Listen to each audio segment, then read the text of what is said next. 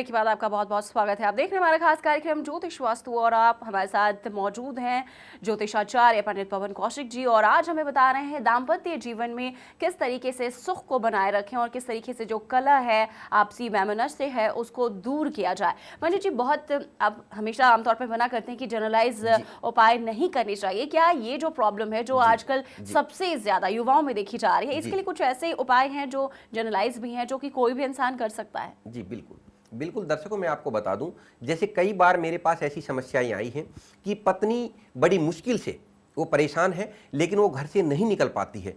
बड़ी मुश्किल से उसने किसी तरह से अरेंज करके मेरे से बात करने की चेष्टा की, तो मैंने पूरी कोशिश अपनी की कि उसकी समस्या ठीक हो जाए। दर्शकों, ऐसा पत्नियों के साथ अक्सर हो जाता है। कुछ प्रतिशत ऐसी संख्या होती है जो चाहकर भी घर में कुछ ऐसी लिमिटेशंस होती हैं कि वो ज्योतिषी के पास जा ही नहीं पाती, उसको अपनी पत्री नहीं दिखा पाती। तो उस अवस्था में उसको जनरलाइज उपाय भी कर लेने चाहिए जब वो पत्री नहीं दिखा पा रही। जैसा कि मैंने बताया था कि गाय को भोजन कराएं। इसके अतिरिक्त ऐसे बहुत सारे उपाय हैं, जैसे कि अगर वास्तव में आप बहुत ज़्यादा परेशान हो रही है, कोई भी आपको रास्ता नहीं सूझ रहा है और पति से आप ज़्यादा परेशान हैं, आपके पति जो है उनमें व्यसनों में घिर गए हैं, या उनकी पीने की आदत ज़्यादा हो गई है, या फिर वो इस प्रकार की अनेक उल्टे कार्यों में रत हो गए हैं जो उनको नहीं करने चाहिए, जो सामाजिक दृष्टि से या पारिवारिक दृष्टि से उचित नहीं है, तो फिर आप एक काम कीजिए, आपको उबालने हैं आलू। आलू उबाल करके उनको पीला करना है, उनको हल्दी में आप पीले कर लीजिए। आलू पूरी तरह उबल जाने चाहिए।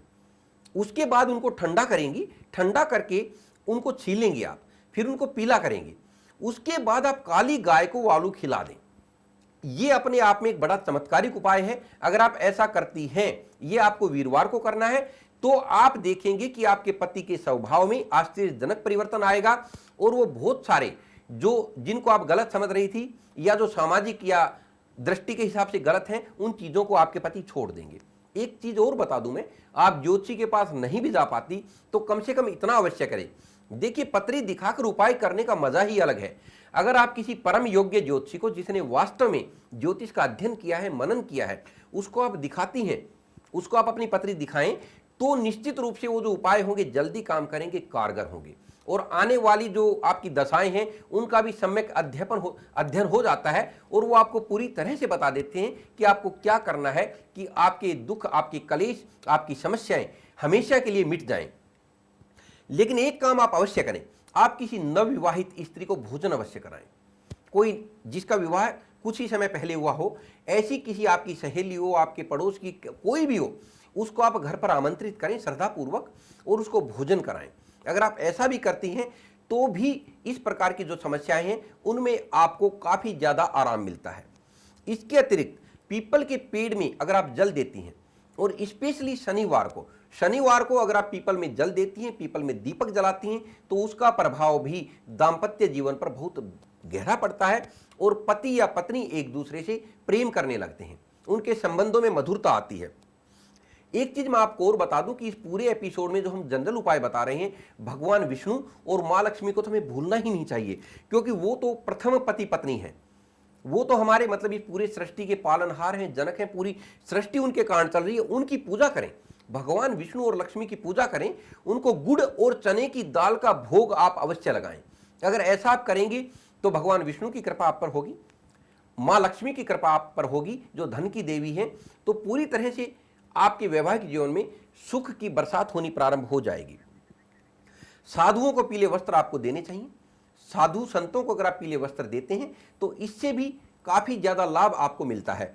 इसके अतिरिक्त गुरुवार को केसर का तिलक आप लगा सकते हैं, लेकिन अगर गुरु कारक हो तो मैं पुनः आपको यह बता दूं कि अगर आपके गुरु कारक नहीं है, मारक हैं, तो फिर केसर का तिलक आपको नहीं लगाना है। इसी अवस्था में लगाएं जब आपके गुरु कारक हैं, गुरु आपके शुभ होकर शुभ स्थान में बैठे हैं और शुभ योगों का निर्माण कर रहे हैं। जैसे कि गजकेसरी राजयोग होता है, उसका निर्माण अगर आपकी पत्री में हो रहा है तो गुरु शुभ हो जाते हैं। लेकिन अगर गुरु और चंद्रमा दोनों मार्क हो और तब गजकेसरी योग का निर्माण हो रहा हो, तो दर्शकों मैं बता दूं वो योग भंग भी हो जाता है। ये ज्योतिषी आपको बता देंगे, ज्योतिषी को ध्यान रखना चाहिए।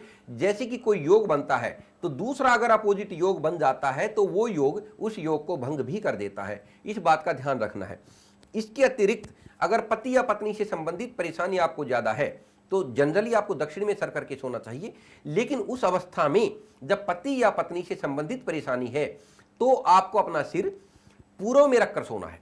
पूर्व में रखकर आप सिर करके सोएंगी तो भी आपको लाभ मिलेगा। ऐसे बहुत सारे उपाय हैं दर्शकों, जिनको अगर आप करेंगे तो आपको आनंद आ जाएगा। और इस प्रकार की जो सबसे बड़ी समस्या बनती जा रही है, क्योंकि मेरे पास जितने आते हैं उनमें से 90% तो मैं यही देखता हूं कि कोई अपनी पत्नी से परेशान है, कोई पति से परेशान है, और ज्यादातर जो मैं देखता हूं ये देखता हूं कि हुई है लव मैरिज। दोनों एक दूसरे को बहुत प्रेम करते थे, बहुत प्यार करते थे, लेकिन शादी के बाद वो लव जो है पता नहीं कहां चला गया और आपस में झगड़ा करने में समय बिता। बिल्कुल, आमतौर पर जिस तरीके से हमेशा ये होता है कि पति के द्वारा कुछ परेशानियां होती है, लेकिन पत्नियां भी कभी कभी पतियों को परेशान कर देती हैं। इस बारे में पंडित जी आपसे जानेंगे, लेकिन यहाँ पर रुकते हैं छोटे से ब्रेक के लिए। आप बने रहिए हमारे साथ।